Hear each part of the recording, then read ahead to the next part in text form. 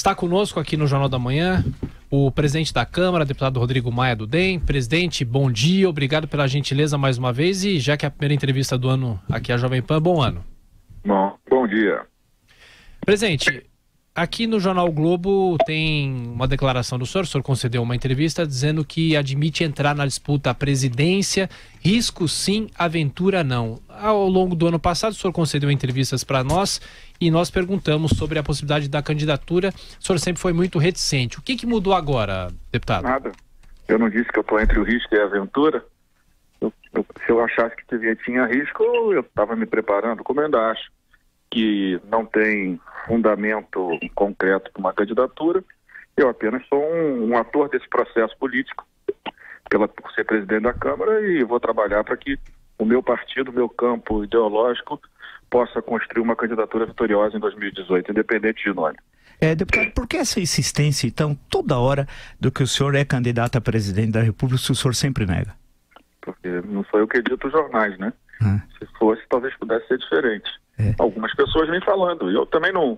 Eu não sou daqueles que eu tenho dito às pessoas. Quando alguns partidos, algumas pessoas na sociedade tratam do assunto, você começa a querer entender por quê e começa a discutir o assunto, sem dúvida nenhuma. Alguns partidos me procuraram achando que eu deveria avaliar essa hipótese.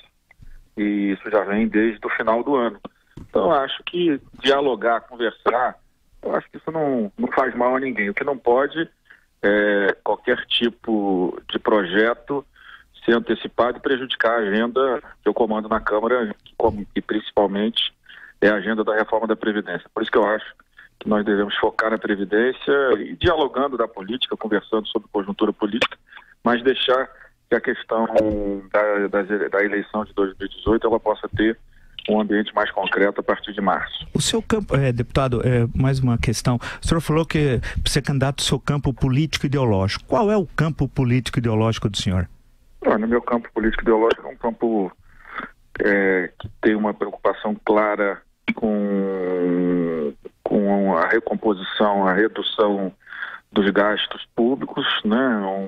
Um campo mais liberal na economia, né? Sem dúvida nenhuma, a reorganização dos gastos públicos para gerar condições para que a gente possa ter políticas públicas de combate às desigualdades, que a gente possa ter políticas públicas sérias que possam, de fato, melhorar a educação no Brasil, que a gente possa construir nesse novo mundo que está sendo transformado, não está sendo mudado pela revolução tecnológica, que o Brasil possa fazer parte disso, que o Brasil saia do mundo analógico, né? A gente viu aí a nossa burocracia que inviabiliza negócios no Brasil, que inviabiliza os empreendedores. Um amigo meu estava contando ontem aqui que o irmão dele, né, se formou na Inglaterra, depois fez mestrado e doutorado nos Estados Unidos e quis montar o primeiro negócio dele no Brasil.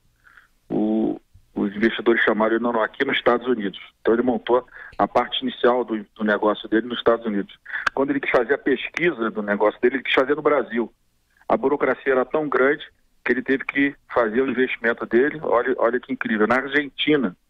Então esse é o Brasil que a gente precisa mudar. O Brasil onde a burocracia, onde as corporações comandam o Estado em detrimento do bom investimento para a sociedade brasileira. De forma prática, eu acho que a sociedade espera isso dos políticos, que a gente tenha coragem de enfrentar, né, as corporações, enfrentar a burocracia, reduzir os gastos obrigatórios do Estado, para que o Estado brasileiro possa suprir aquilo que é fundamental para a sociedade e que a gente possa dar condições para que o setor privado possa aproveitar essa transformação que o mundo vive e que o Brasil possa também ser, né, um país forte em investimento na área de inovação, que é fundamental para que esse salto que tem sido enorme, né, para muitos países, ainda é um salto muito pequeno no Brasil. Vera. Deputado, bom dia. Nessa mesma entrevista ao Jornal o Globo, o senhor delimita quem seriam os pré-candidatos desse campo que o senhor enxerga, que é genericamente chamado de centro. O senhor fala na candidatura do governador Geraldo Alckmin,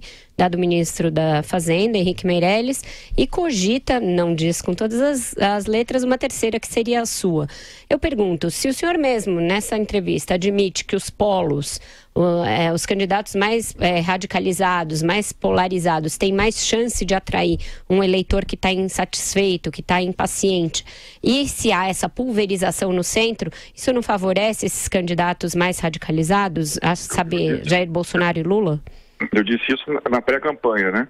Na campanha, eu acho que esse processo muda e as pessoas começam também a ter um espaço para outro tipo de candidato. O que eu acredito é o seguinte, eu acho que o Brasil ele vai evoluindo, vai continuar evoluindo, e acho que a gente tem que ter coragem de enfrentar esse debate com racionalidade, né? Eu acho que não adianta mais a gente querer, para resolver a viabilidade de uma candidatura, querer colar no perfil do Lula, no perfil do Jair, entendeu?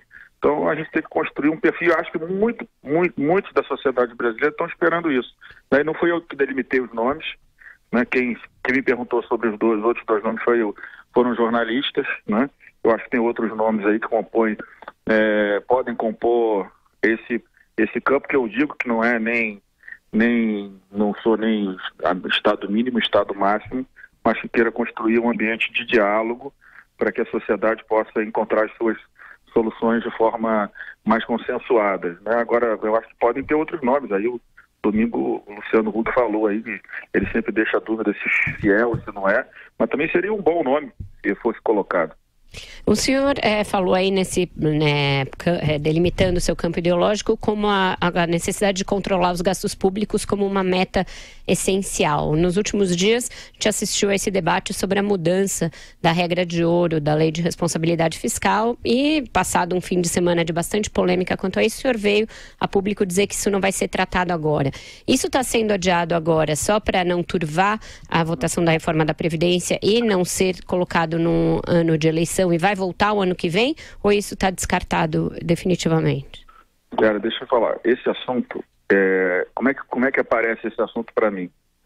Em novembro eu chamo o deputado Paulo Pedro, chamo ele e falo: Pedro, vamos construir uma PEC que é difícil, mas vamos introduzir um debate na eleição, que é a eleição das despesas obrigatórias do governo, né?